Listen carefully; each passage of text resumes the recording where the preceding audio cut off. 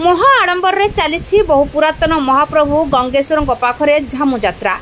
यह झामु जात्रा मुख्यतः हेउछि पाटुआ जात्रा। 5 प्रकार पाटुआ, बंगाली पाटुआ बा खंडा पाटुआ, चरकी पाटुआ, सामल पाटुआ, रजत पाटुआ, कंटा पाटुआ सह 200 पाटुआ जात्रा जोग देइछंती।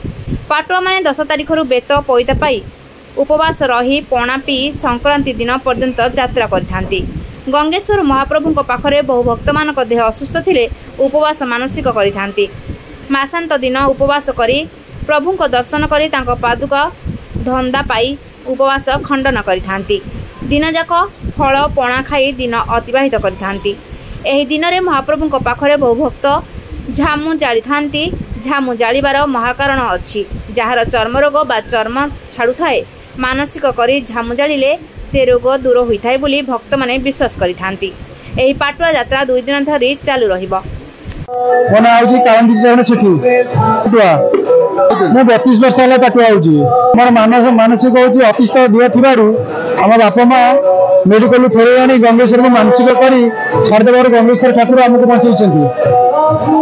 हम 2 तारीख देले 9 तारीख ठो हम 10 तारीख ठो बेत पैसा पाइलु जे कि 14 तारीख रात दिन माने 5-6 दिन तक उपवास जे कि संक्रांति राति रे माने लोकंकर मानसिक पणा मिठा जे जार मानसिक अनुसार हमको दियंती हम निजे ये करंगे। बापा मां हमको मानसिक करते 5 वर्ष पाई हमें तो 5 वर्ष पाई यात्रा छाड़ी पारिबुनु जे कि ठाकुर हमको भले रखिछंती जे कि हम लाइफ टाइम यात्रा करबे यात्रा हम छाड़ी रही पारिबु ना। मिर्जापुर पंचायत सरपंच मुना गंगेश्वर यात्रा तो बहुत पुरातन यात्रा। मो जन्म नाला मो छोट बेलू देखिक आसुम चली बर आहरी आगू अधिका पाटुआ होती। मुख्यतः पाटुआ को नहीं यात्रा ये आमर जी सरपंच रुहति जी सरपंच था सी परिचालना करती यात्रा को। सरपंच हेले यात्रा मुख्य तो 5 संप्रदायर पाटुआ अच्छा। बंगाली पाटुआ जी आमर अच्छा से खंडा पाटुआ आउ सामल पाटुआ, रजत पाटुआ 5 संप्रदाय पाटुआ अच्छा। वर्ष चरकी पाटुआ सह 200 पाटुआ टोटाल अच्छा। कमिटी तरफ जो बेत कंटा खंडा ये सब जोगे दि जाए ये सब आयोजन कर पानी व्यवस्था कर मेडिकल भी टीम अच्छा आमर सब प्रकार व्यवस्था कर गाँ लोक आमर जो कमिटर मेंबर आमर ये जो यूथ ऑर्गेनाइजर सब अच्छा युवक साथी मैंने से सब मंदिर सफासफी सब प्रकार साहाय्य करती। पाटुआ जा आसा बाजा बाला केमती आसवे सब जिन सहयोग करती।